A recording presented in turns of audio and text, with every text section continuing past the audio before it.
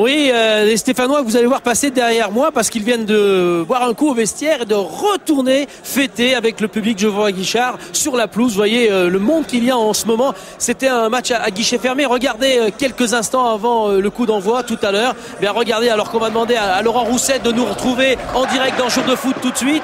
Les premiers instants, Laurent avait demandé à ses joueurs de ne pas se manquer, de démarrer ce match. Il y a eu un orage terrible juste avant le match. Eh bien, ce sont des vagues offensives qui vont noyer littéralement la défense monégasque.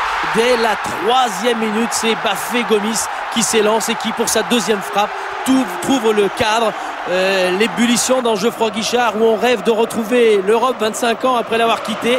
Voilà, après 3 minutes et 40 secondes exactement le chronomètre, Ricardo sait que la soirée peut être difficile car les Stéphanois ne vont cesser d'appuyer sur l'accélérateur. Regardez comment on récupère rapidement les ballons dans l'entrejeu et il y a toujours du soutien, de la mobilité, de l'imagination et aussi la finition de Bafé Gomis qui marque après 6 minutes. Après 6 minutes, 2-0 ici pour Gomis et Saint-Etienne. Auteur déjà, Gomis d'un doublé face à Lens et également face à Toulouse.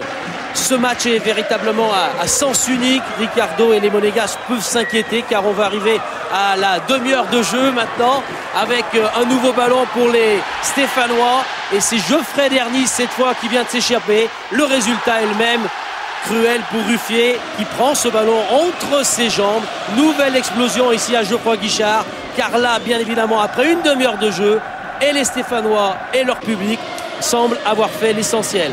Bafé Gomis en deuxième période qui continue d'attaquer. Feindouno, vous voyez qu'on a du mal à se dégager. Ballon contré, Feindouno, poteau et poteau. Ça c'est Pascal Feindouno qui vient de nous retrouver. Pascal en direct. Le fils de Dieu.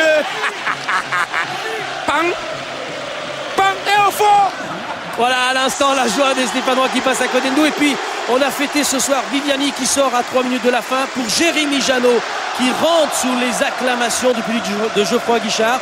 Jérémy qui était tout près de nous il y a quelques instants et qui nous disait moi mon désir c'est de rester au milieu de ce peuple stéphanois. Il faudra prendre des décisions dans quelques jours, dans quelques heures. Voilà Laurent Rousset qui est tout près de nous, qui est fêté. Et puis Pascal Feindouno qui vient de quitter la position de commentaire où nous sommes en ce moment dans Jour de foot. Le temps que Laurent peut-être nous retrouve, on a Dimitri Payet qui est là. Dimitri vient de suivre avec nous l'essentiel. Dimitri, il vous attend au vestiaire, mais restez en direct pour Jour de foot. Un mot sur l'ambiance ce soir et ce qui vous attend à Saint-Etienne avec votre coach. Vous voulez continuer avec Rousset, vous ? Oui, je pense que le coach a fait ce qu'il fallait cette saison pour être là où on est aujourd'hui. Et ce soir, la fête, elle est belle et ça va se prolonger tard dans la nuit, je pense. Merci en tout cas. Voilà Laurent Rousset qui est en train de répondre aux journalistes. Et on a une seconde, si vous voulez, le président Cayazo, venez. On est en direct dans Jour de foot. On avait une question à poser à Laurent Rousset. C'est un des deux présidents qui va répondre. Est-ce que Laurent sera l'entraîneur la saison prochaine de l'AS Saint-Etienne ? J'ai dit il y a déjà 3 semaines que c'était une question qui ne se posait pas, puisque ça coulait de source. Donc Laurent, pour sa première année, je dirais à ce niveau-là, a été, c'est quelqu'un qui est intelligent, travailleur. Il y a eu de gros progrès. Viens Roland. Je pense que c'est quelqu'un qui est vraiment un Stéphanois. Et avec Roland la semaine prochaine, ils sont en tournée à l'île Maurice à La Réunion. Roland est chargé de régler le sujet et ça se passera très bien avec l'ensemble du staff et connaître l'ensemble du projet sportif. Mais comptez que Laurent sera avec nous. C'est un garçon qu'on aime beaucoup et ce sera l'entraîneur de la Saint-Etienne la saison prochaine. Merci aux deux présidents. Voilà pour l'information.